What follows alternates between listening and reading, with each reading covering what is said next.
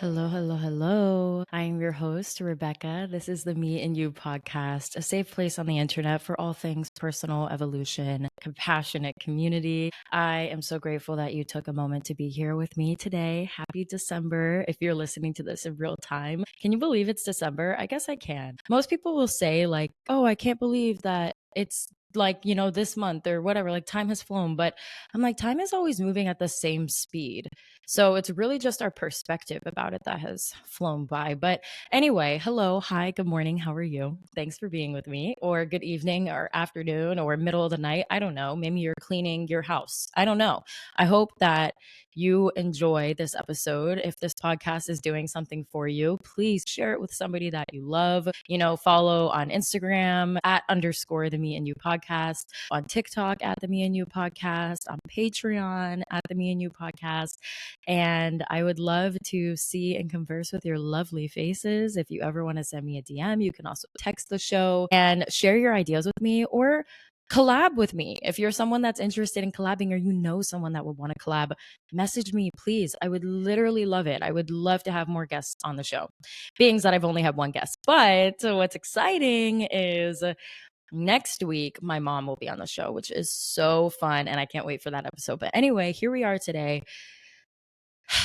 to talk about making peace with change. And I just kind of want to pop in here. I don't really see this being like a long, drawn out episode, just kind of mulling over some things. I feel like a lot has changed in my life and the past little bit. If you have been listening to the show, then you know about that. But yeah, there's been a lot of life changes. And the main thing that I'm noticing now as things settle is like my heart has really changed. I can tell that where my focus is, where my heart is, who I want to spend my time with has just really shifted. And things that were my number one top priority, you know, just a year ago have really fall to the wayside for me. And it's kind of been a reshaping of just like, what do I do with my time? Who do I spend my time with? Like, how long am I spending my time with certain people? And just so many things around that. And I was thinking about this last night as I was drifting off to sleep, how like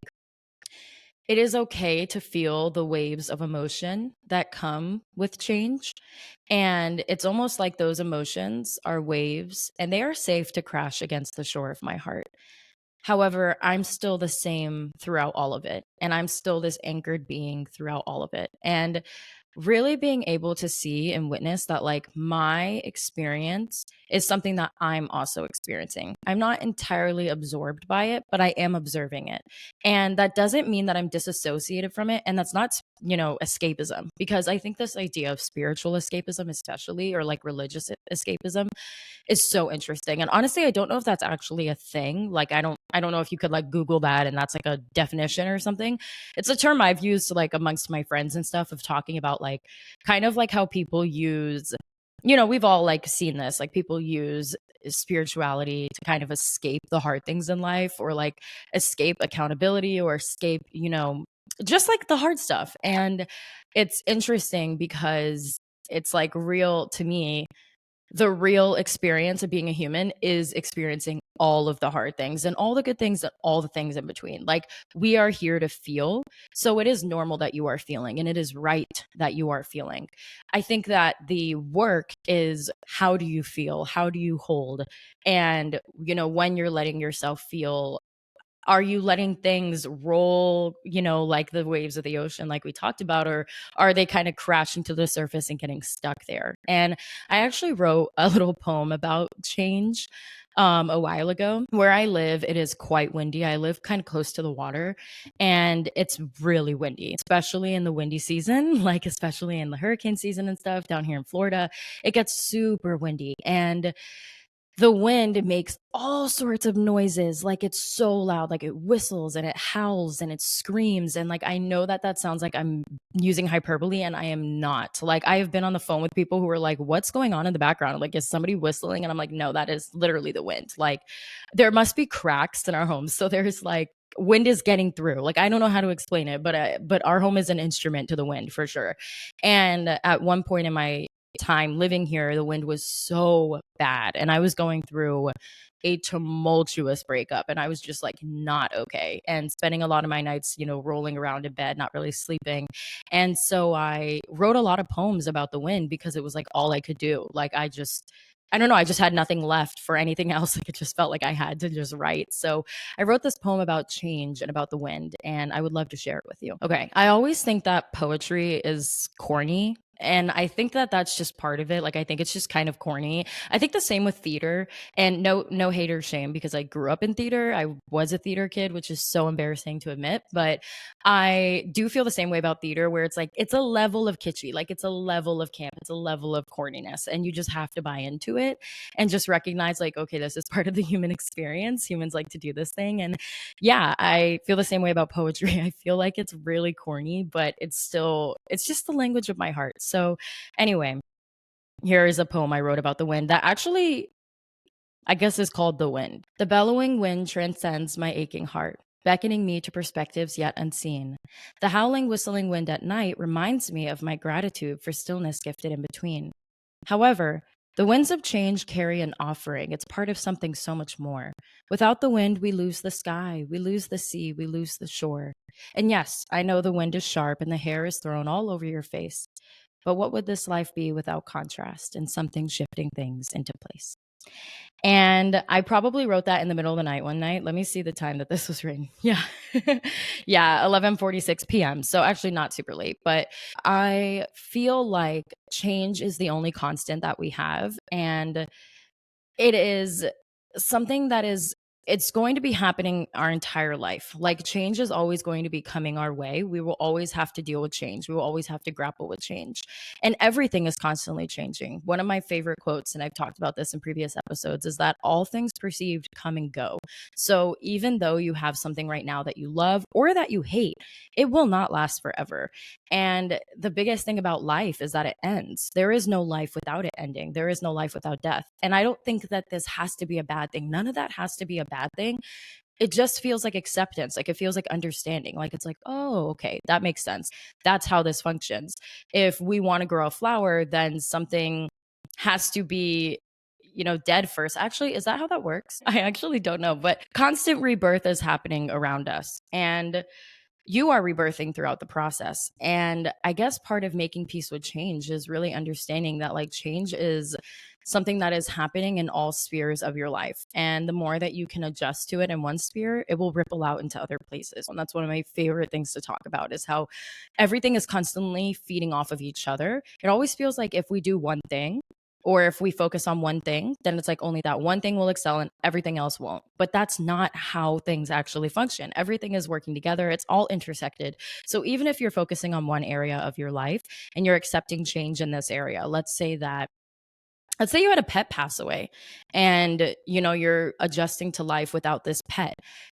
That adjustment to change, that acceptance of change, is what's allowing for acceptance and change to make its way into other parts of your life. Like, it's a perspective that you cultivate, and then it bleeds through to other parts of your life. And suddenly you're able to apply that same thought process to other places, which is such a magical thing about growth and, kind of working on something, is that it really does ripple out. And also, I think that there's really something to be said about the grieving process with change as well, because I think that you have to grieve. Grief is evidence of joy, of love, of happiness, of enjoyment. And because you are grieving something means that you had something that was so special that was worth grieving. And that's worth noticing. As we change, and I'm noticing that like I said, I'm changing a lot and my heart is changing a lot. And as it changes, there is this grief. And at first, it feels like anger. And then the more that I peel it back, I realize it's sadness, it's grief. And the more that I can sit with that grief and just let it be like, oh, this is grief. Okay, this is sad. I'm sad right now. And that's okay. This is the waves that are crashing against my heart. And I'm here to be strong and sturdy throughout it. I'm here with my feet in the sand and I feel it. And It hurts, but it comes and it goes. The depth of pain is something I never want to shield myself from because it makes this life rich. And exactly what I said in that little poem that I wrote in my notes app on my phone is like, what would this life be without contrast? Imagine if this life was just easy. Like everything came to you super easy. All your relationships worked out. All of your career endeavors worked out. It was so easy to get your fitness right and eat good. And it was so easy to earn money. And just all the things were just so easy. It's like, how boring would this life be? And I know that you're like, no, it wouldn't be boring. And I get that. I get that. It wouldn't at first. But imagine if just everything constantly worked out. I really feel like there would be a loss of richness and a loss of depth to the things that we have. Like, we can't fully enjoy and embrace a beautiful sunny day without knowing a rainstorm. You know what I mean? Because the rainstorm, the thunder, reminds us of how gorgeous it was when it was sunny, and vice versa. If you're someone that loves the thunderstorms, like you have sunny days back to back to back, one day you get a nice thunderstorm and it's like, oh, like, it's so beautiful to experience these contrasts. And we see these contrasts in every single area of the world. There's constant contrast everywhere. You know, seasons are constantly changing, rivers are constantly flowing, grass is constantly growing and being cut, and flowers are blooming and then dying off. Like, this is just the way of the world, and we are no exception to that. And that is a message of hope for me personally. Like, that's so right that I'm experiencing change because that is the way of the world. That is the way of the earth as we know it. And I want to ask you, how have you made peace with change? What in your life has changed? We're approaching a new year, and there's always a lot of talk around like, what are my New Year's goals? And, what are the things I want to change and all of this? And I don't really buy into that, honestly, because I think like, there's nothing about the change between December 31st and then January 1st to me personally. Like, I'm like, it's another day. But I do love the opportunity to reinvent, to grow thyself. So it is a fun little, thing to ask yourself, okay, where was I a year ago? And what do I want for myself in this year now? And I guess I want to ask you, what has changed for you this year? And what have you grown? What has died off that at first felt really painful? And now you're like, oh, goodness, that makes sense. Thank God. Okay, now I see this was part of something bigger. If you can go back and kind of source those questions and those answers to really make sense of the things that have been happening in your life, it just gives everything so much more purpose. And also, it's okay if some things feel like they're void of purpose too. And I think it's interesting with this saying, everything happens for a reason. I was talking to my little sister about this because right now my little sister works at a job that she absolutely hates, literally hates it to death. And I was talking to her about how can you use this as an opportunity to ripple into the rest of your life? Like, how can you use this as a chance to see, where can I grow? Like, where can I learn? Like, for me, I was giving her an example. Like, at my job, I have to have a lot of patience. If you know me, then I have to have a lot of patience in my job. And sometimes that patience really tests me. And sometimes every single button is pushed. I will not lie. However, that patience that I'm cultivating is patience that I can take into every other area of my life, and it can enrich and infuse every other area of my life. So I was talking to my little sister about that. I was saying, what are the parts of this job that can enrich the other parts of your life, even if you feel like it's not a part of your greater path? Because my little sister, of course, she wants to be an artist. My entire family is a family of artists. Literally, all of us kids are artists. And it's hilarious because my parents own a tech company. So it's like, what the fuck? But yeah, she's a beautiful singer and a guitarist. And she feels like the job that she's working, it's like a desk job. And she's feeling like it has absolutely nothing to do with her actual career path. And it's like, she deals with bullshit at the job, and then it's like, I don't even want to do this. Like, this sucks. Like, you know what I mean? And it does suck. Like, we need to be in the suck. Like, this sucks. Tell me about it. How does it suck? Who do you deal with? What do you hate? Da, da, da, da. Like, we can do all of that. And let's do all of that. I'm here to do all of that. And what are the parts of this job that are growing you that you can take into other spheres? How is this thickening your skin if you deal with rude people? How is this enhancing your patience if you deal with a lot of, things that test your patience. Like, these are just all things to kind of consider. And it once again shines to that example of how things constantly are rippling throughout your life, and they're so deeply intersected. And it's also like one day that career will change, and then she'll be looking back like, oh my God, do you remember when I worked that job that I hated and da da da da da? And now here I am. And now, let's say in the future, she's doing the stuff that she really wants to be doing, that she feels like is fueling her life force energy. And it's like, that has so much more contrast now. It has so much more richness because she knew what it was like to not be in a field that really fed her soul. So, yeah, I just kind of wanted to offer that example as like one to kind of really shine the light of like, this is how things ripple throughout your life and how you can take one area of your life and kind of grow it into other areas.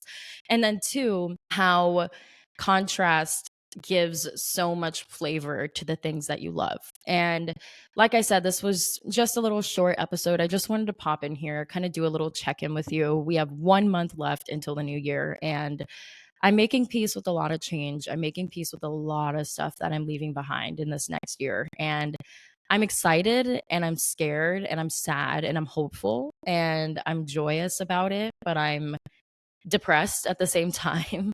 And I'm feeling so many emotions that I know that this is just all part of it. And it makes so much sense that I'm feeling all these emotions, because the emotions, they really are like waves, and they kind of come and they go. And I'm not going to do the thing where I sit here and intellectualize them and try to make sense of them. I'm just going to let them roll onto my body and roll through my body and roll through my experience.